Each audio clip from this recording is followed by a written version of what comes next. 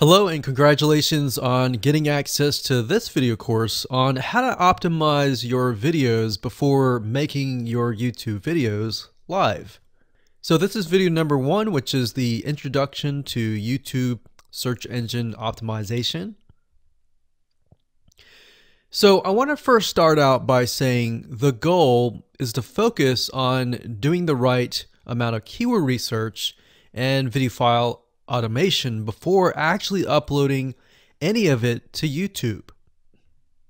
So essentially this is all about what most people forget about doing before making their YouTube video live. Because if you think about it, most people think about, okay, what do I do after I upload this video? They don't really think about what they have to do before making it live. So this is not about what you can do afterwards, as that is a totally different focus, but rather before. So besides simple optimization, you really need to know that YouTube ranks the videos that people watch the longest. Meaning, let's say for example that we have a 10-minute video. YouTube looks at that video. They look, yes, at the likes, dislikes, and comments, but they also look at, okay, do people actually watch most of this video?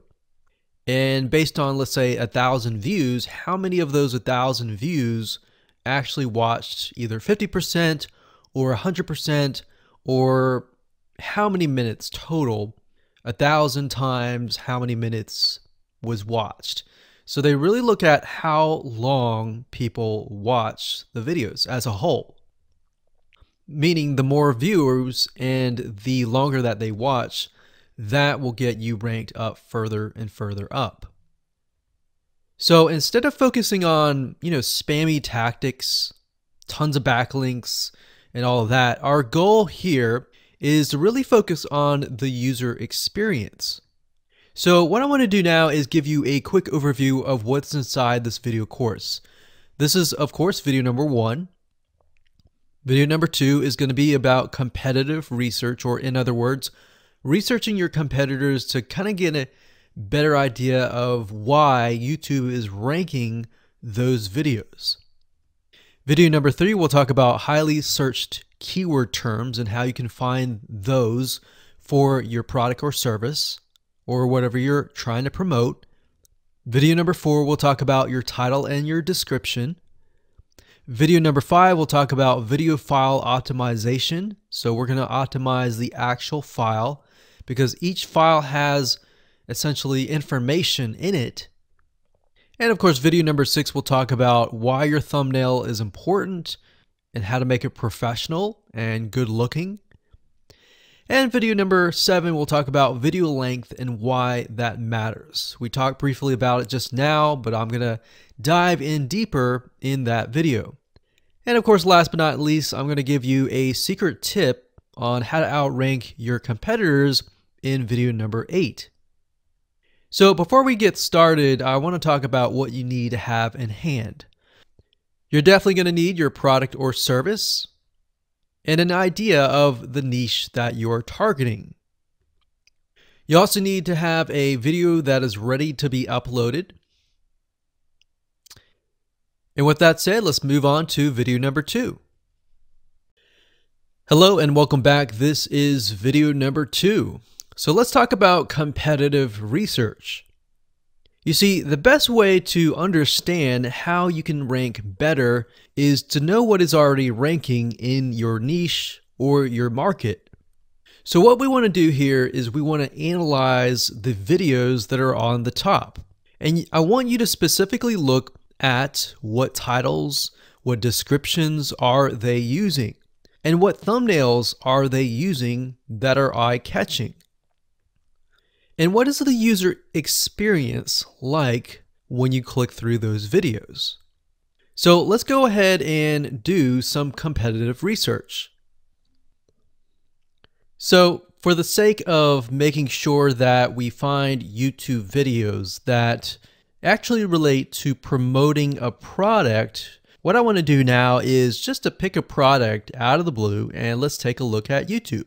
So one product that I've been using for a while now, which has been really, really awesome, is called the Instant Pot. It's basically a pressure cooker that cooks food at a really fast rate. So what we're going to do is we're going to hop on over to youtube.com and we're going to type in Instant Pot and see what we get. So I'm not going to click enter just yet because I'm interested in getting an idea of what kind of potential keywords that we could rank on, or what potential videos that we can create. And we'll talk more about this in the next video. But for now, let's just do some basic keyword brainstorming and then, of course, do some competitive research. So Instant Pot, we got Instant Pot recipes, we got Instant Pot ribs, Instant Pot roast. So let's just click here and see what we get. Now we can see how to use Instant Pot has 316,000 views right here. Instant Pot chicken, top 6 easiest things to cook in your Instant Pot. Perfect for beginners. All right. So let's just take a look at the top 3. So let's go ahead and open those up. And let's analyze them. So the first one is this one here. And let's pause the video. We'll skip the ad. All right.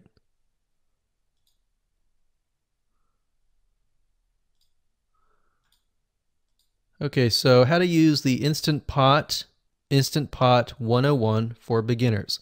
So if we think about the type of audience that the Instant Pot attracts, it attracts somebody who has a busy life, who may be a beginner at cooking and just wants a quick and easy meal done fast.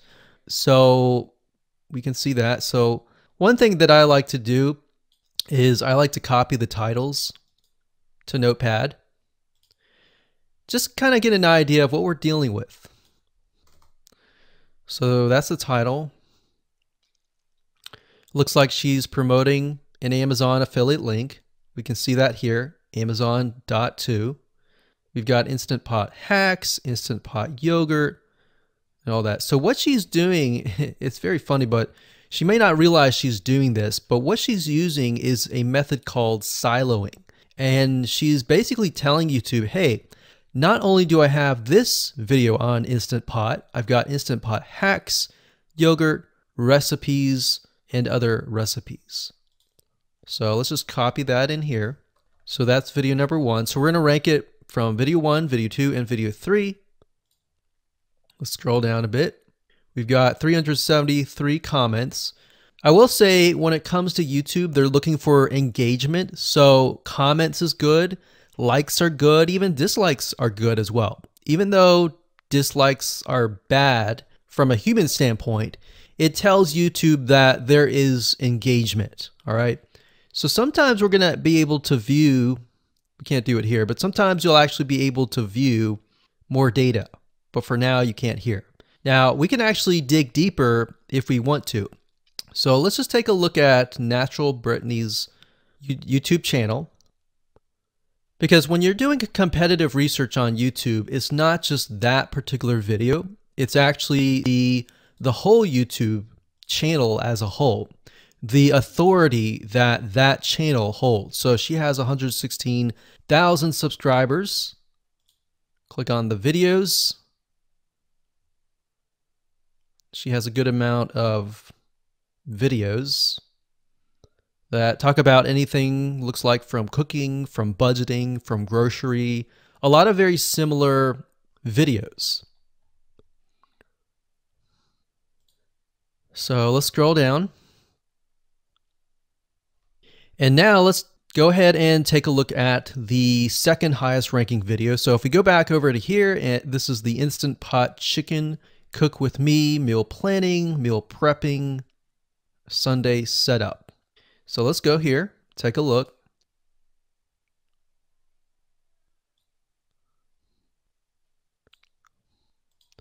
Okay, Let's see here. So it's a 20-minute video, all right? And it has 658 likes, 5,000 views. If we take a look at this video here, this has 320,000 views and 7,000 likes. Now, notice how it says 13 minutes here, and notice how it says 20 minutes here. We'll go back to this later on. All right, so we'll talk more about why a certain amount of time of your video is important, why the timing is important. And why is it that this lady has only 5,000 views, whereas the other lady has 300,000, and this lady is ranked right below that lady? All right, so why is that important? And why does that correlate to the time? So we'll talk more about that later on. But for now, let's just do competitive research. We're not trying to figure things out right now, and go from there. So if we take a look at the description, it says cook with me as I try a new recipe with Instant Pot. So the description contains the keyword. Sunday setup. Looks like she's got some Amazon links.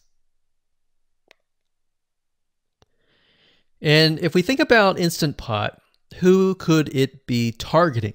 All right, so this lady calls out people who are trying to prep on Sunday. So if we can get an idea of who it's targeting mothers, it's targeting people who are busy, who maybe only have time on Sundays to set things up. And chicken is a common thing, so maybe she's getting a lot of clicks. We don't know exactly, but we know that the headline and the description work together and getting clicks. All right, back over here, this is the third one. So let's take a look at this one. So this one is 8 minutes, but it has a lot more views than those other two videos, but it's shorter. It's shorter, but it has longer amount of views, and it's third. It's got 11,000 likes and 633 dislikes. If we scroll down, we can see that it has more comments than the first one. So why is it that the first one is number one and this one is the third one and it has more views and more comments? Well, we don't know exactly why, but I have a hunch as to why that is, which we'll talk more about ranking and what Google and YouTube is looking for later down the road. So that's that. Let's just copy that title. And I'm going to go ahead and pause this video and we'll copy and paste that information to the notepad. Okay, so I went ahead and copy and paste the information. So this is video 1, this is video 2, and this is video 3 down below. So let me make this bigger so we have this information. So as we're kind of analyzing the competitor, we want to save this for later, but can you kind of see a similarity here? So this is calling out the target audience. This is calling out the people who are busy, essentially. And top 6 ways, top X ways, top certain number ways is always a good title. So perfect for beginners. So if you can imagine, we already see that this title has beginners. This one's calling out perfect for beginners. And this one essentially is calling out people who are busy. So it's a target audience. So that's key. So having this in hand gives you a better idea on what potential titles and descriptions that you can have. Now, you can do some deeper dive competitive research using specific tools. And one specific tool is called Social Blade. So that's socialblade.com, as you can see here. And I like to use this to kind of get a better idea of the YouTube channel as a whole. Because what you're trying to figure out is, did this person rank because their channel as a whole has a lot of traffic? Or did this person rank simply because of the titles and the description? So there's many factors that come involved, but let's take a look at Naturally Brittany. So let's go ahead and copy this. And you basically want to come here and type in the username of the YouTube channel. So we'll go ahead and click this here. Okay, so we can see here that this is Naturally Brittany. 116,000 subscribers. She's got 19 million video views. So that kind of gives us an idea of how easy it is to break through. Is it easy? Is it going to take a little bit work or what? So let's just go ahead and open her up, and let's do the same thing with the other videos. So this one is marriage and motherhood. We got that here. So she has 7 million video views. So it's about half of what we saw earlier. And this one is called Six Sisters Stuff. And this one has about 9 million video views.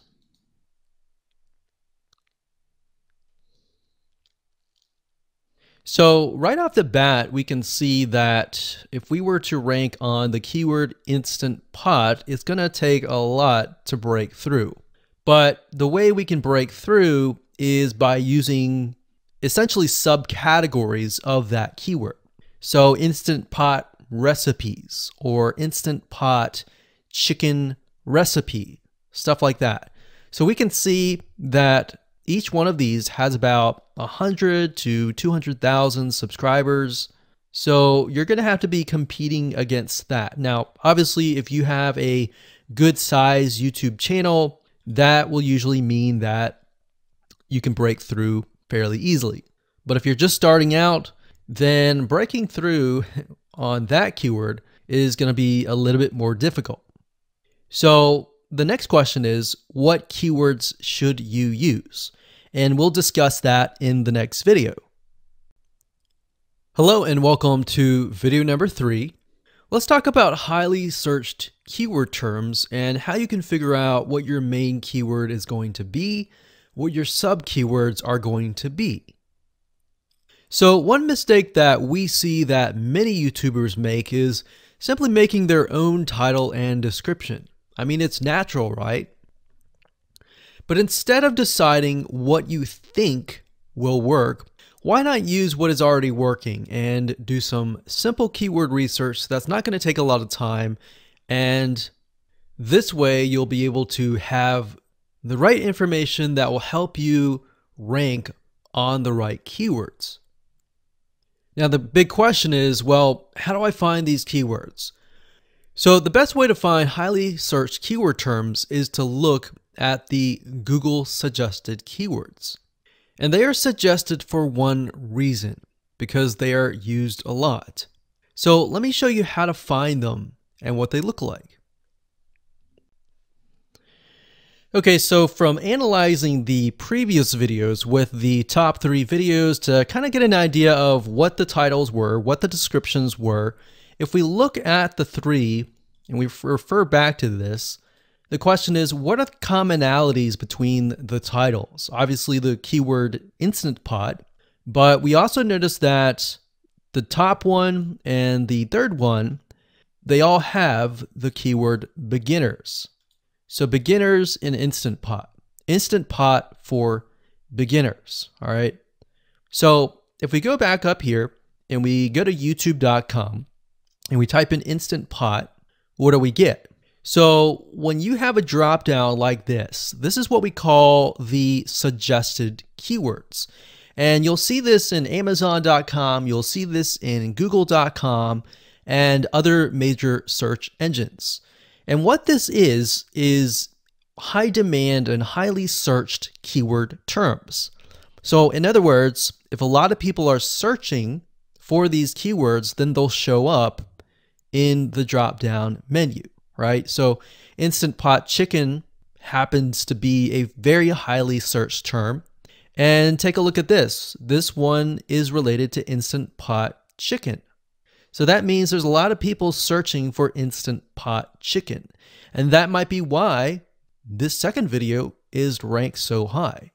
Let's scroll down and take a look. So as we're scrolling down, I also want you to kind of keep an eye on the thumbnails because the thumbnails are key. So we got top 6 easiest things to cook in your Instant Pot. And I'll say as an Instant Pot user, I really didn't know what recipes were out there that would fit the Instant Pot. Because the Instant Pot, the way it cooks is it pressurizes the food, and you need a little bit of liquid inside it to pressurize. So what I was doing is I was looking for recipes that were specifically made for the Instant Pot. So a lot of these people that are coming here, they don't know. They're just looking for recipes. So the 30 Instant Pot recipes gives people an idea. Oh, okay, I've got 30 recipes that I can pick and choose from. So if you scroll down, it says Instant Pot Ultra. All right. So if we go back here, so Instant Pot Chicken is definitely a top one. Instant Pot Spaghetti, how to use an Instant Pot. Instant Pot Cheesecake, Yogurt, Pho, Beef Stew, Whole Chicken, Rice, and Instant Pot Roast. So these are highly searched keywords. Now let's hop over to Google and see what we get. Do we get the same thing? Do we get something different? So if you go to Google and you type in the same thing, Instant Pot, we can see that we've got Instant Pot recipes, Instant Pot chicken. So notice that the chicken and the roast beef or the pot roast seem to appear both in Google and in YouTube. So whenever you see that, that's a good sign, because you got to understand people searching in YouTube are very different than people searching in Google. They don't show the exact same thing. But if they do, that gives you an idea that if you rank on that term, that you will be able to get traffic from Google and YouTube. Okay, so let's go back here. So Instant Pot Chicken. So let's just do a search and see what we get. So another place to find the Google suggested keyword terms is to scroll all the way down to the bottom.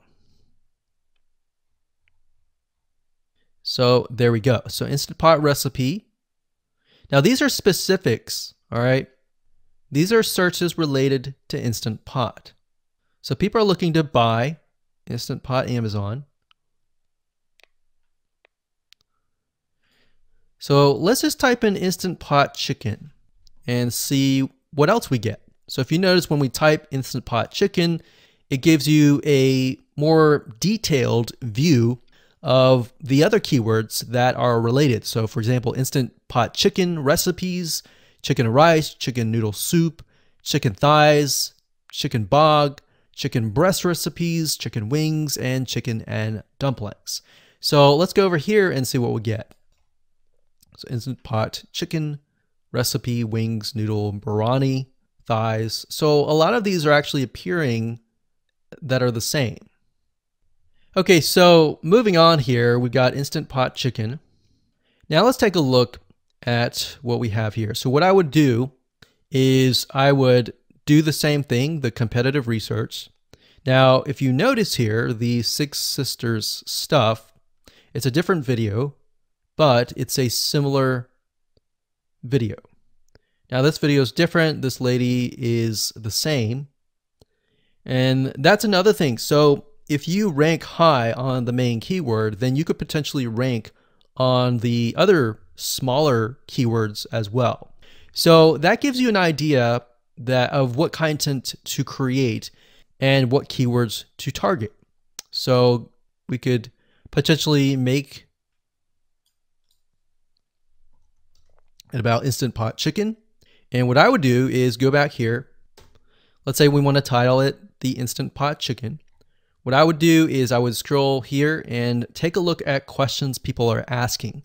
So how do I cook chicken and potatoes in Instant Pot? How long does it take to cook chicken pot, Instant Pot? We scroll down, and what I would do is grab these keywords. So I would grab these keywords.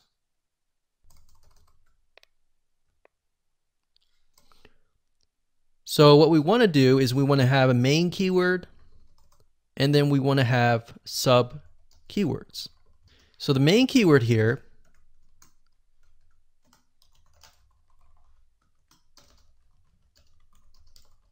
would be Instant Pot Chicken. And then the other ones would be Instant Pot chicken and potatoes, and all the rest here. So having these in hand will give you a better idea on how to go about creating your titles and your descriptions so that you can target specific keywords, and that you're not like any other YouTuber who is simply making up titles and descriptions just out of your head. So this way you can be strategic and rank effectively. Hello and welcome to video number 4. In this video, we're going to talk about your title and your description. So let's take what you have gathered in the previous video and let me show you how to properly create your titles and descriptions. So when it comes to creating titles and descriptions, we simply need to do what we did in the previous videos, which was the competitive research. And as you can see here, we have the videos 1, 2, and 3, the top number 1, number 2, and number 3. And of course, we have the main keywords. So we have this main keyword here. So that's definitely going to be in the title. And then of course, if you noticed, the target audience was beginners. So essentially what you're noticing here is that people are calling out the audience, and then of course they have the keyword in the title itself. And then of course you want to make sure that title, main keyword, and target audience is also going to be in your description. Now what I like to do is I like to go look at magazines in that niche. It doesn't necessarily have to be exactly, in this case, Instant Pot, but it needs to be somewhat of that genre. Now, one thing that I noticed was when we took a look at the Instant Pot chicken, you could write out something like top 6 easiest things. So instead of things, you could say chicken recipes or pot roast recipes to cook in your Instant Pot. Or you could say something like Instant Pot chicken dash top 6 easy recipes, or you could use a number. People like numbers, especially knowing that somebody gets an Instant Pot for the sake of saving time. You could say top 6 easy chicken recipes that take less than 30 minutes. Now obviously that's a little bit long, so let's head on over to Google here. So like I said, I like to use magazines. Magazines do a great job in creating titles. So as you can see here, I typed in Instant Pot magazine, and to the right you'll notice that there's Instant Pot all-time recipes. So let's just go ahead and open that in a brand new window like so. So it looks like we have to pay, but let's just go ahead and click the free sample. So we can see Instant Pot's all-time best recipes. So you could do something like all-time best chicken recipes, or Instant Pot dash all-time best chicken recipes, or all-time best chicken Instant Pot recipes. So obviously here we're not going to copy word for word because that's plagiarism, but we're going to use something different. We're going to tweak it around. What we're looking here is for headlines. So let's go back here. So it says everyday Instant Pot, 115 delicious, family friendly pressure cooker. So we can say everyday Instant Pot, colon, 6 delicious family pressure cook recipes. So everyday Instant Pot chicken, as long as the word Instant Pot chicken is in there. So we've got 66 Instant Pot recipes that put your pressure cooker to work. So we could say something like 6 Instant Pot chicken recipes that take less than 15 minutes. And yes, believe it or not, Instant Pot can literally cook something like a pot roast within less than an hour, or sometimes half an hour. Because it's a pressure cooker, it cooks a lot faster. So that's what I like to do, is I like to take a look at magazines. So it doesn't necessarily have to be Instant Pot in this example. It can be another food magazine. So essentially that's how to create the titles. As far as the description goes, if you take a look at what they've written here, the first one that's ranking really well, as you can see here, we've got Instant Pot 101 for beginners. So you'll notice that they are trying to target the keyword Instant Pot 101 for beginners. So they've stated that in the title, and they've also put it in the description. So it says everything you need to know about how to use the Instant Pot in a beginner Instant Pot recipe. So notice that they use the keyword beginner Instant Pot twice. And then of course they got Instant Pot hacks, Instant Pot yogurt. And what they're essentially doing here is they're linking to other related videos. Now, Google's smart enough and YouTube's smart enough to have an algorithm to read the description and think, okay, they've got other videos that they've created that are related to Instant Pot. This video must be good, or this channel must have a lot of relevant information. So we're going to rank it a little bit higher because it's going to give people what they want to see. So now we look down here, it says Instant Pot chicken. So this is the lady who is ranking really high on Instant Pot, but also Instant Pot chicken. So it says cook with me as I try a new recipe with my Instant Pot. So we can see the keyword Instant Pot here. And as you can see, the description is really written for the user, but it contains the keywords that are necessary. So you don't need to write something like Instant Pot chicken or something that's just a bunch of garbled information. You want to make sure that the title and the description attract people first and foremost, and then embed the keywords within. So the third one, we've got top 6 easiest things to cook in your Instant Pot, perfect for beginners. So it says, today I'm sharing with you the 6 easiest things to cook in your Instant Pot. So you can see here, the title is here, but the title is also in the description. It says, now these are perfect if you are just starting out or even had the Instant Pot for a while. So you can see the keywords that are embedded, but it's really written for the user. And that's the way it should be, because the title and the description will actually show up in the YouTube search engine, as you can see here. So we've got the title, we've got the description. So we want to make sure that the first sentence in your description is catchy as well. Hello and welcome to video number 5. Let's talk about video file optimization. Did you know that all files contain data that tells YouTube what your video could be about? Let me show you. Okay, so the way that YouTube gets an idea of what your video is about is by transcribing it. And for the most part, it can usually figure out what your video is all about if you have voice and speaking in it. Now, you can go one step further by adding what we call video file metadata. It's very similar to a website metadata. So for example, if you right click on any website and you click on View Page Source, up at the top, you're going to see a lot of what we call metadata. So right here, we can see the name, the title, the description, and all that information.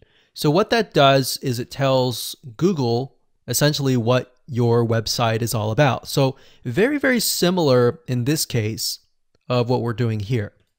So what we're doing here is we are taking the video file that you have created and embedding it with more information. So besides the title and description, YouTube will be able to read the metadata inside of your video. So it'll make a little bit more sense when I show it to you. Now, it's really hard to find software out there that allows you to embed metadata except for a few. So one of them is called Video Converter by Wondershare, and that is videoconverter.wondershare.com. That's videoconverter.wondershare.com. So if you go here and you go ahead and download up at the top, you will be able to embed metadata. In fact, we're going to be using that for this particular video. Now, there are other software out there like the Adobe Bridge software, which allows you to embed the metadata into your video. Now, the reason why I'm using Wondershare is because I feel like it's a lot easier to use. So if you go ahead and download this, we're going to open this here. And what I did was I clicked Add Files, and I chose the file. Now, there's a lot of things that you can change about the video, but what we're particularly interested in is this I icon right here. So click this I icon, or letter I here, and you're going to see that it says name, language, episode name, actors, directors, screenwriter, tagline, and description, and comments. So what I recommend is you try to complete this as much as you can. So episode name, actors, so that would be whoever is in the video, the director, the screenwriter, which could be you, and then the tagline. What I would do is the tagline be your title, and then the description be your description. So whatever you're going to upload to YouTube, put this as a title and put this as a description. And then for comments, I would put something like keywords. And all you have to do is click save, convert it, and done. That's the reason why we're using Video Converter, because it's just so much easier. With Adobe Bridge, it's easy too, but there's a lot of more options and very easy to get confused. So once you're done with that, you save the video, your video has the metadata inside of it, and all you have to do is simply upload it to YouTube, and that's it. Hello and welcome back. This is video number 6. Let's talk about your thumbnail and why that is important. You see, since our goal is to get more clicks or more views to your YouTube video, we have to rely on attracting viewers. So if you think about it, the thumbnail is the first thing people see as they are scanning to find what interests them the most. So in other words, if you think about it, if you go to youtube.com and you type in a keyword, you're going to see all the results with thumbnails, the titles, the descriptions, and all of that. So that's the first thing that they see. So let's discuss what your thumbnail should contain and what's working in your market and how to figure that out.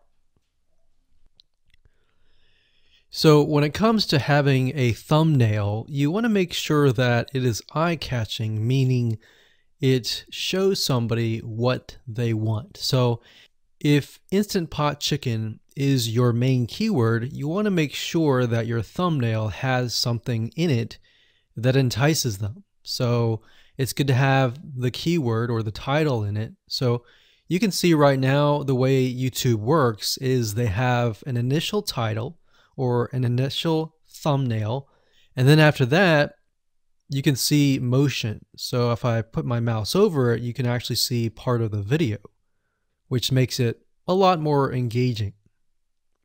So as we scroll down, the initial thumbnail that this woman uses is the Instant Pot, and then this one here, it says Instant Pot recipes, so Instant Pot. So we can see the ones at the top definitely have the Instant Pot in it, or a word that's chicken, or a picture that has chicken in it. So it fits the keyword. Now, if you're not a professional, thumbnail artist or anything like that, there are different sites that you can use to get these created. Now, bear in mind that you never want to use a thumbnail that is clickbaity or that lies to somebody, because if they click on it and then the video is nothing like the thumbnail, then guess what? You might get tons and tons of clicks and perhaps views, but you're not going to get people watching your video, which is very, very important, which we'll discuss in the future videos. But for now, there are different elements that you need. So what I recommend is you go to a site called creativemarket.com. That's creativemarket.com. There are other sites like graphicriver.net, but over time we've realized Creative Market has a lot of really good designs. So what we can do here is in the search box, we're going to type in YouTube thumbnail. And we're looking specifically for templates that we can use for the thumbnail.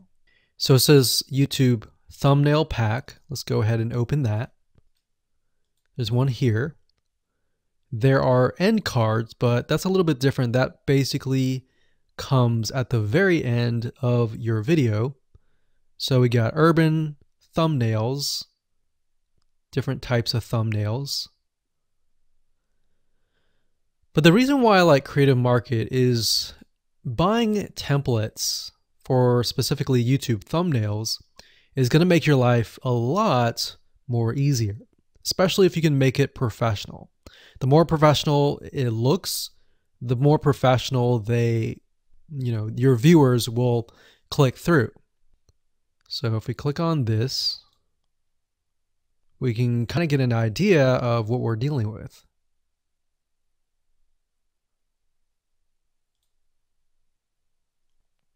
And here's more thumbnails here as well. Now, over time, we've realized with YouTube thumbnails, more and more designs are becoming minimalistic, meaning it's not too fancy, but it's got just enough information to tell the person what it is all about.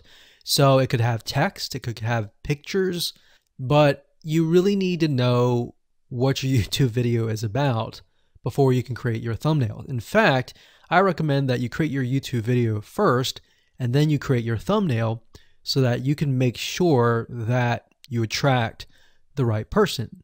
Now, what we found a little bit of a technique is to create a thumbnail that is related to essentially the end, meaning if you're creating an Instant Pot chicken recipe, you might want to show the chicken already cooked.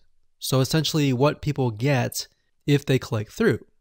So that way people think, oh, okay, this looks really nice. I'm going to click through. And they're more likely to actually watch all the way through to the end. And that's what we want. We want people not to just click through, but to watch all the way till the end. And that's actually going to help us with the ranking. Hello and welcome to video number 7. Let's talk about video length in more depth. So the big question is, how long should your video be? While yes, most folks have said that your videos should be short due to attention span, and that's something that we've talked about in the past, and that definitely worked in the past, and that still is true that people's attention span are short. But today, in terms of YouTube, your video length should be longer, and here's why. Did you know that YouTube ranks your video based on how many minutes your viewer watches? We talked briefly about this in video number 1, but I want to talk about why that is the case. Statistically speaking, most people that we have found, based on statistics that we have seen in YouTube, most people watch about 50% of a video. Even the people that are interested in a video, they watch 50% of a video. So if that, in this case, is a 5-minute video, an average viewer is only going to watch about 2.5 minutes. Now, here's why that is important. If you're competing against someone who has a 30-minute video and their viewers watch 15 minutes, which is about 50%, well, guess what? Even if they can have less viewers than you, they're going to beat you because they have a longer video. So if you got the 2.5, they've got the 15 minutes, they can send less people and still beat you. And YouTube will favor them in the end. Now that of course is assuming that the views are legitimate and people are actually watching. And that's why user experience is so important. So to give you some real life practical application, let's hop on over to YouTube and I'm going to show you proof that this works. Okay, so let's take what we learned and what we just discussed and apply it to some real life practical application. So if we head on back over to youtube.com, we type in the keyword Instant Pot recipes, we can see this one, and this one. So let's go ahead and open these up. So we got this one, and this one. So that's 1, 2, and 3. The first one has about roughly 8 minutes or 9 minutes. We'll say 9 minutes. The second one has about 27 minutes. And the third one has about 20 minutes. Okay. So essentially the second and third have about double the amount of time. So like we talked about, most people watch about 50% or less, and then they quit. That's the average, right? So if that's the case, this person here, even though they have more views, see that? 800,000 views, even though they have more views, they're competing with somebody with a 30-minute video. Essentially, it's 27 or 28, but close to 30. So if we round that, we'll just say this is 10, this is 30, and this is 20. All right, so let's keep it at even numbers. So if that's the case, there's 4 minutes here, 15 minutes here, and 10 minutes here. So this means that the person with the less amount of minutes, they're going to need a lot more views and a lot more people watching it. So in total, if this person has, obviously this person's number one, but what I'm saying here is because YouTube looks at how many minutes are watched, if this person had 800,000 views, and this person had only half of that amount, but had more than double this amount, this person right here would most likely rank higher. So see that? Only 100,000 views, 15 minutes. This one here, 20 minutes, only 6,000 views. So you might ask, well, shouldn't this be maybe number one? Not necessarily. If we really look at it, so we've got 800 times 4 minutes, and that's not going to be exact. I mean, we could even take 500. And this is definitely going to be number one. And this is definitely going to be number two based on the information. But this person, because they have a long enough video, even though they have less amount of views, they're still able to rank pretty high. So this is based on one of our YouTube channels, which has over 9 million of minutes watched. And based on that, that's what we've seen. Now, there's other factors like likes, dislikes, comments, and other things like that, titles and descriptions. But that's a big, huge ranking factor because it legitimately tells Google and YouTube, hey, this YouTube video is legit. Not only people are clicking on it, they're actually viewing it. And they're viewing at least about 50% on average. So that's why the video length is important. Now, you don't want to make a long video just to make a long video. You might want to make a video that has really good content. And that's the goal. It's not based on spammy backlinks or anything like that. It's based on providing real value. Hello and welcome to video number 8.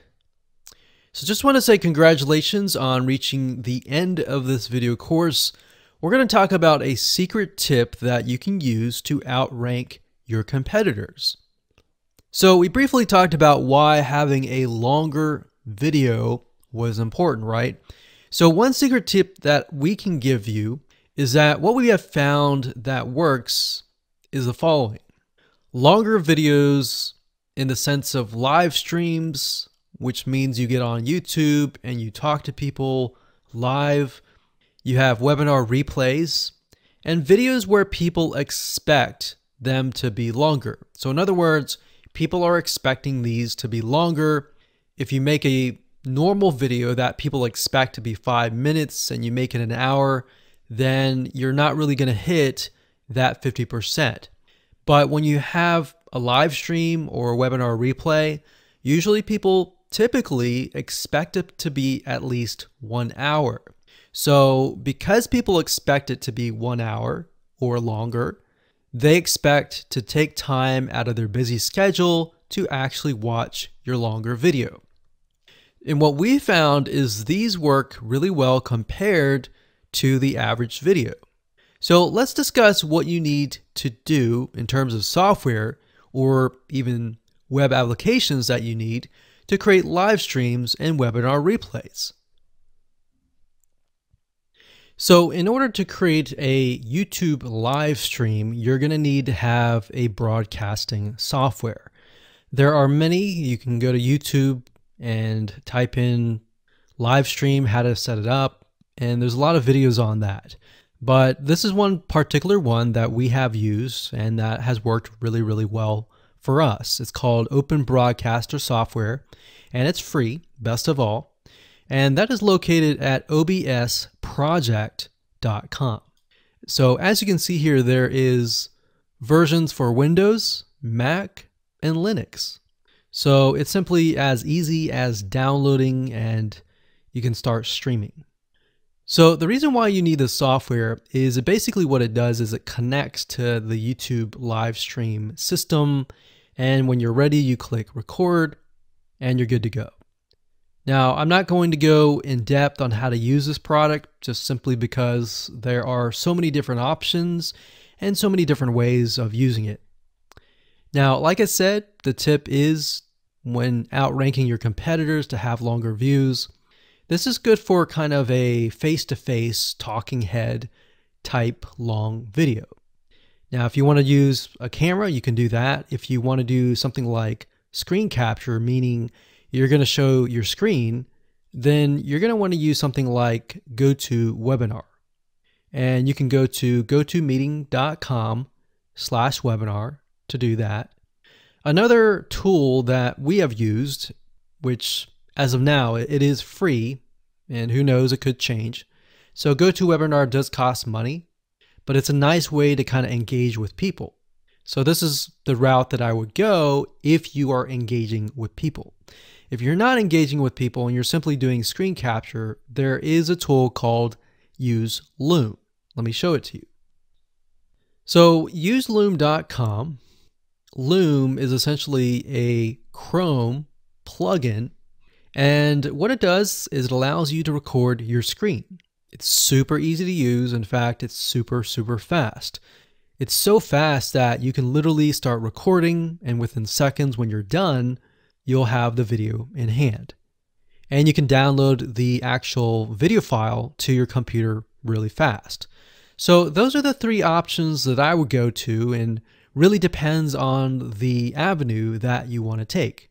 So like I said, create a longer video, but just don't create any content. Make sure that the content is valuable, because you want to make sure that people watch all the way through, or if not, watch at least 50%.